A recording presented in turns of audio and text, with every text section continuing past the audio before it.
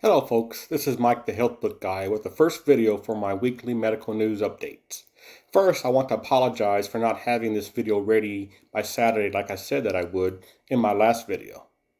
Last week was hectic for me and I just couldn't get it ready on time, so please forgive me for being late with it. I hope that you will find these videos informative, educational, and that you can benefit from them. Now before I go further, I ask that you consider subscribing to this channel if you haven't done so already, and also to hit that like button as well as that notification button bell to be notified of my latest content. This will help my channel to grow so that I can provide you quality information. So now on to the news.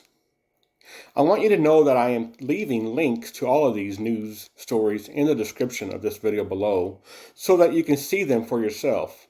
So now on to the health stories that I found for this video. The first story that caught my attention while I was researching is this one, which comes from CBS News about a new COVID variant that is spreading in the U.S. The new variant is named BA.2.86. The article states that health authorities and scientists are now racing to study the new strain after the highly mutated variant was spotted spreading in multiple countries around the world and in at least 3 U.S. states. The officials say that for now, they remain well equipped to handle the new strain of COVID as it confines to spread. Also, early assessments suggest that current treatments and tests, as well as upcoming vaccines to be rolled out next month, will not be rendered useless by BA.2.86.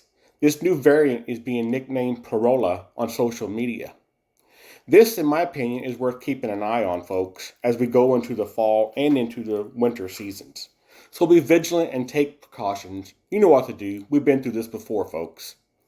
Now on to story number 2 that really caught my attention this week, and that is malaria has been detected in several places here in the U.S. This story comes from NBC News. There have been 9 cases of malaria diagnosed in the U.S. in people who have not traveled outside of the U.S. This has experts on alert, and malaria, in case you didn't know, is very rare in the U.S., and the symptoms of malaria are flu-like, fever, body aches, and extreme chills. Malaria had sickened thousands of people in the U.S. during the early part of the 20th century.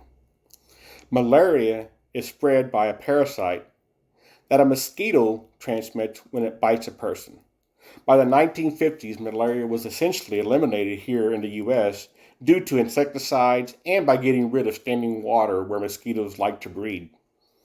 Now, the article also states that since the early 1950s, the vast majority of cases of malaria in the U.S., which is over 2,000 a year, have come from people traveling from abroad. It also states that a case of locally acquired malaria has not been reported in 2 decades. But so far, in 2023, there have been 9 cases of locally acquired malaria in 3 states, 1 in Texas, 7 in Florida, and 1 was detected in Maryland just last Friday. Again, folks, don't be alarmed, just be aware, stay vigilant, and be proactive. Make sure to get rid of any standing water in your yard and to use mosquito repellent. That is my advice. And of course, if you're feeling any of these symptoms mentioned, seek medical treatment. I'm not a doctor, I'm just providing some information that I find informative for you.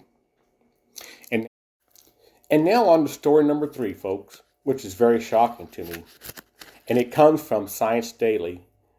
When I read through this article, I was shocked by what I read. The title of the article is Paper Drinking Straws May Be More Harmful and May Not Be Better for the Environment than Plastic Straws. The subheading says long-lasting forever chemicals which can cause damaging health issues found in 18 of 20 brands of paper straws. A study was done in Europe by Belgian researchers in which they tested 39 brands of straws for the group of synthetic chemicals known as poly and perfluoroalkyl substances, which I'm going to shorten to PFAS. And they were found in the majority of straws tested and were most common in those made from paper and bamboo. This study was published in the peer-reviewed journal Food Additives and Contaminants. PFAS are potentially harmful to people, wildlife, and the environment. PFAS are used to make everyday products from outdoor clothing to non-stick pans, resistant to water, heat, and stains. They are, however, potentially harmful to people, wildlife, and the environment. They break down very slowly over time and can persist over thousands of years in the environment, a property that has led to them being known as forever chemicals. They have been associated with a number of health problems, including lower response to vaccines, lower birth weight, thyroid disease, increased cholesterol levels, liver damage, kidney cancer, and testicular cancer. Straws made from plant-based materials, such as paper and bamboo, are often advertised as being more sustainable and eco-friendly than those made from plastic, says researcher Dr. Thimo Groffen, an environmental scientist at the University of Antwerp, who was involved in this study. Now, there have been a growing number of countries, including the UK and Belgium, that have banned the sale of single-use plastic products, including drinking straws, and plant-based versions have become popular alternatives. There is much more to this story, folks, than what I have time to mention here today. So if you would like to read the full article, just visit the link in the description below. Also, you can read more on the other stories as well by visiting those links. Now, I want to thank you for watching this video. What are your thoughts on what I brought to you today? Comments are welcome, and so are your questions. So please leave them in the comment section. I also want to remind you to subscribe to this channel to help this channel grow.